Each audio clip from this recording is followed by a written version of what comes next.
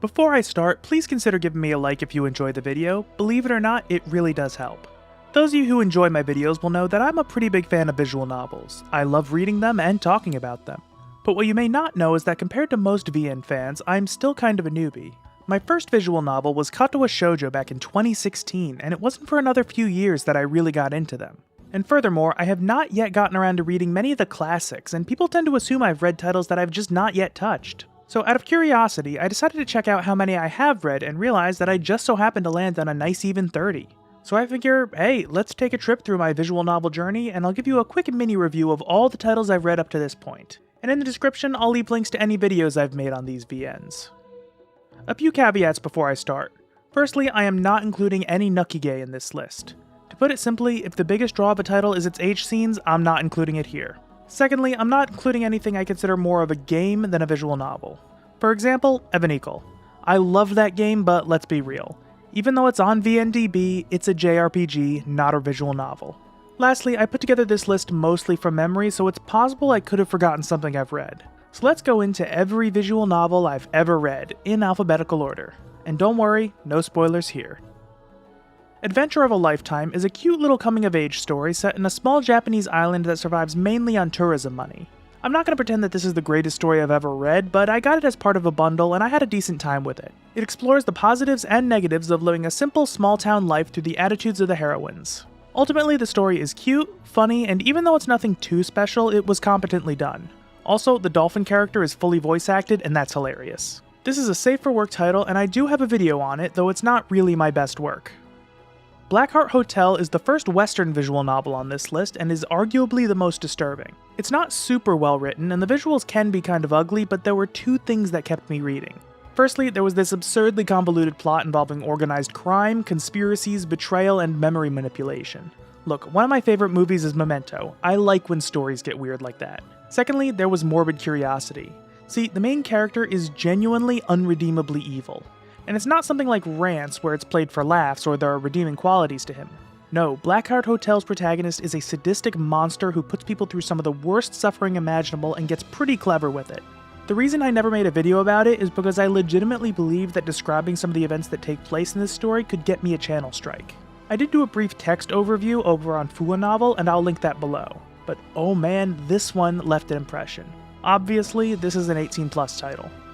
Doki Doki Literature Club is one of the few visual novels that actually gained some mainstream popularity here in the West, and I find it very amusing to see how different people look at it. See, I consider myself pretty in tune with both the more normie gaming and VN communities, and they do not agree on DDLC. The more westernized side of the internet loves it for its interesting meta-narrative, memorable scenes, and unique mechanics. The VN side generally doesn't like it very much, and often claims it to be a shallow reflection of what the visual novel medium is capable of. Me, I'm kind of in the middle. I do very much like it and recommend it, but it's not quite as good as people make it out to be, and there are other VNs that do what DDLC does, but better. I feel like Doki Doki Literature Club is a title that has a narrower scope than you might expect, but it executes on it fairly well. It's not trying to be this hyper-ambitious huge thing, even though some of the ideas it touches on might suggest that. In any case, the original version is free, so I'd say try it out for yourself. Unfortunately, I can't really talk about it in any real way without spoiling things, so just give it a chance. This is a safe-for-work title. Dra Koi is possibly the shortest visual novel on this list, and it's one that I feel really spoke to my love of literature. The story is in a modern alt history setting where every so often a dragon will pop up and fuck shit up until it's eventually subdued. This story involves the male tsundere protagonist meeting the dragon in human form, where they go on an emotional journey that is a very clear love letter to epic European literature, littered with references to works such as Lewis Carroll's Jabberwocky, Beowulf, and many more besides. This story is exciting, fucking hilarious at times, and demonstrated the writer's love for the classics. And the soundtrack absolutely slaps. It's pretty much only available via piracy nowadays, and there are some technical issues that you'll have to work around, but I definitely recommend this one. I do have a short video about it linked below. This is an 18+ title. Of all the visual novels on this list that I haven't made a video on, Euphoria is probably the most deserving of one. It's a title by Clock Up, and they've got a bit of a reputation for fucked up stories, and when I saw this one, my morbid curiosity got the better of me. The summary kinda made it seem like the Saw movies, but hentai. And kinda, but it's also so much more than that. The protagonist Keisuke wakes up in a facility with some of his classmates and his teacher. And in order to escape, they need to complete these tasks, which pretty much all involve Keisuke being forced to do various forms of sexual torture to the others. but there are two things that are incredibly compelling about this story. Firstly, Keisuke is a genuinely good person who happens to have a fetish for sexual sadism. So despite his moral nature, he finds himself enjoying his present circumstances and it's making him hate himself. Secondly, there's the whole question of what's going on that the story cleverly drip feeds to you. Each of the main endings answers some questions but leaves you with more. And it's not until the final true route, which requires you to have completed all main endings first, that you finally learn the complete truth and it will blow your fucking mind. It's really good. I initially thought that it was just going to be this messed up fetish project that I could basically just laugh at, but even though I'm not a fan of all the fucked up shit, and for the record, multiple scenes made me physically gag in real life, I absolutely loved this visual novel and maybe it'll get a video someday. If you can handle the extreme content, I'd recommend it. This is obviously an 18+ title.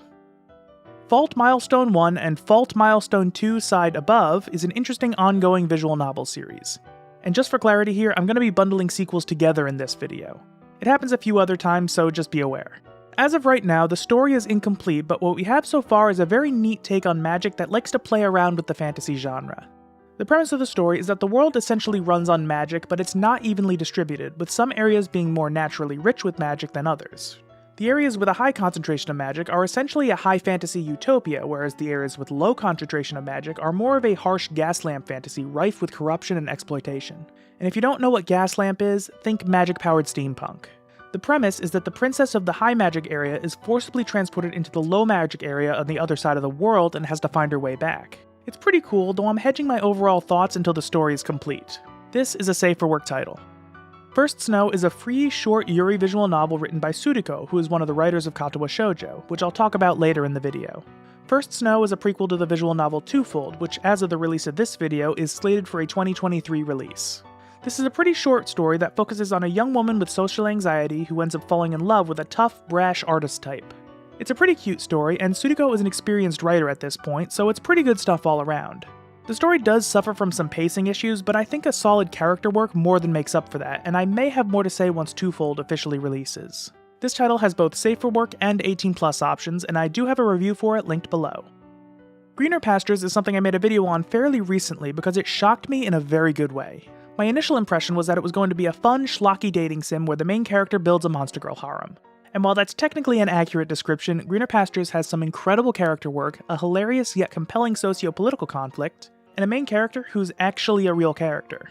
Also, it features the most healthy depiction of BDSM that I've ever seen in a fictional work, and I'm not exaggerating about that.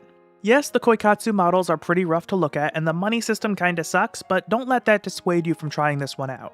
It's free, and I highly recommend it. This is an 18+ title, and my video on it will be linked in the description. Harem Kingdom is the one title in this video that might actually be breaking my arbitrary no nukige rule. But when I think back on it, I don't love it because of its H scenes, which to be fair, are fantastic. I love it because it's both hilarious and completely heartfelt. The main character is basically isekai'd into a fantasy world where he becomes the king. In this world, the king has to charge these magical stones with his natural powers, but in order for it to not kill him, he must regularly engage in sexual activity, which is where the royal harem comes in. So this story focuses on him meeting and falling for each of the 5 girls who would form his harem. And there are 2 things I found interesting. Firstly, there are no individual character routes. Instead, each route determines which group dynamic the harem will follow. Whether that's more of a communal family, one where each girl competes for the top spot, or where the main character takes a more passive and submissive role in the relationship. And the second thing is that holy shit, this story is fucking funny. Constant dumb shit keeps happening even though the story gets really touching at times. I mean, there's one scene where the dude fakes being sick to take a day off, and his wives basically beat the shit out of him trying to help. Like, one of them shoves a scallion up his ass as a home remedy. It's so fucking stupid and I love it. This is an 18+ title. Highway Blossoms is a Western Yuri visual novel that I enjoyed way more than I thought I would. And it's set in Midwestern United States, which is a beautiful setting that doesn't get a whole lot of love in the visual novel medium. The story focuses on a young woman who recently lost her grandfather, who was basically her father figure. She's on a road trip to go to a music festival they had planned on attending together. On the way, she meets another young woman broken down on the side of the road, and they eventually decide to travel together. On the way to the festival, they decide to go on a search for this treasure that's supposedly been hidden away. It's all pretty good stuff here, with a nice blend of upbeat, fun adventure and serious emotional beats. And there are a few funny joke modes available after you complete the main story. I'd recommend this one. This title has both safe for work and 18+ options. Homeward is an early, lesser-known visual novel from developer Love and Space, who you might know as the developer of the Sunrider game series and the Shining Song Starnova visual novel. To be perfectly honest here, Homeward is pretty rough around the edges. The writer, Sam Yang, is a good writer, but he had yet to really polish his skills at that point. So Homeward featured fun but fairly simple characters, and there were also 3 routes, each of which had basically the same conflict and core theme. So why not just make a kinetic story at that point? But the story touches on some really powerful emotions concerning having a place to call home and the unique struggles faced by someone who has to regularly move from country to country. And I will say, there's one scene of the main character's inner turmoil that's incredibly well done. Look, this isn't the greatest story in the world, but it's free, so for that reason, I'd recommend checking it out. And I still low-key rock the credits song Take My Heart by Fat Blue Man on Spotify. This is an 18+ title. Kana Imouto is another one of those visual novels that I probably should have made a video on by now. It's an extremely powerful story about a young man and his terminally ill little sister. And I will say that this story features probably the most realistic and nuanced take on the idea of incest that I've seen in a visual novel. And let's be real here, incest is mostly used as a fetish. But the way it works in Kana Imouto is that the brother loves and cares for his sister in a familial sense. Due to some guilt from his childhood, he became very protective of her and would grow up regularly putting her needs over his without complaint. And throughout the story, he would take on more and more of a caregiving role and would eventually start to develop romantic feelings for her, which he would suppress and feel guilty of even as the two would grow closer as siblings. It was very tastefully done, and it was only one half of the story's overall messaging. The other half dealt with the processing of grief and 2 of them trying to reconcile the fact that chances are she wasn't going to live a very long life. In fact, it was considered surprising that she lasted as long as she has. And it does also get pretty heavy at times. This was a really good story and one of the most emotionally impactful on this list. I would definitely recommend it. This is an 18+ title. Karakara is a dystopian slice-of-life rom-com which is admittedly a weird combination. But the idea is that we're in the future after some sort of calamity, mutations have led to most people developing animal features, and the main character is living a relatively simple life running a cafe with his love interest. They end up employing a third person and they all engage in funny cute shenanigans together. This story is thoroughly mid. I got it as part of a bundle so I don't feel ripped off, but I really wouldn't recommend it unless you get it dirt cheap. This title has safer work and 18+ options. Katawa Shoujo was the first visual novel I'd ever read, and it holds a very special place in my heart. It's also notable for being a collaborative work by users of 4chan's A board. And up until the release of Doki Doki Literature Club, it was probably the most successful Western-developed visual novel. The story focuses on a young man named Hisao, who after suffering from a literal heart attack transfers to a high school that specifically caters to students with physical disabilities. While there, he develops friendships with his classmates, and as this is a romance story, there are routes for each of the 5 main girls. While there are definitely humorous moments and one of the side characters is basically a meme, this is overall a very touching story with some pretty competent themes and an amazing soundtrack. My main criticism is that you can tell that the different writers each had different styles and different levels of skill. But overall, this is a great story. If you're a VN fan, you've almost certainly read better, but it's pretty much agreed that Katawa Shoujo is pretty damn good for what it is. And it's free too. Read it. This title has safe for work and 18+ options. I'll leave a link to a video I made on the music of this game. Not my best work, and I fucking mispronounced Toho in the first few seconds of the video, but it's whatever. Myst is a title that you've probably never heard of, and honestly, you're missing out. The story is about a young man who basically witnesses the apocalypse.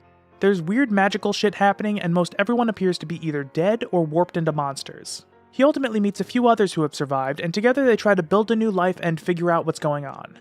The dialogue is of varying quality, but the overall narrative is exciting and actually quite clever. What I will say is Myst features some surprisingly good 3D environments, models, and animations for a solo project. I can't really tell you too much more without spoiling anything, but I really liked the characters and the plethora of H scenes was consistently fun.